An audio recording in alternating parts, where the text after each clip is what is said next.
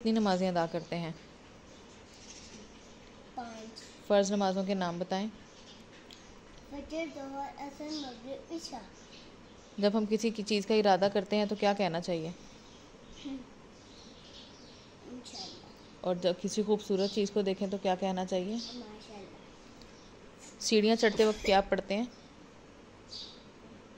सीढ़ियाँ चढ़ते वक्त अल्लाह। और सीढ़ियाँ उतरते वक्त? सुभान अल्लाह। अगर दिल में कोई बुरा ख्याल आ जाए तो क्या कहना चाहिए? और अस्तगफिरुल्लाह। दिल में कोई बुरा ख्याल आ जाए तो नाउज़ुबिल्लाह कहना चाहिए और अस्तगफिरुल्लाह। कुरान पाक की सबसे छोटी सूरत कौन सी है? सुनाएं।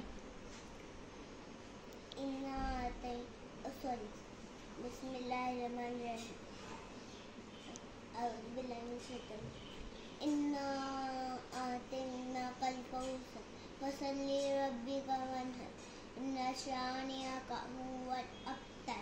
सदक़ल्लाहुल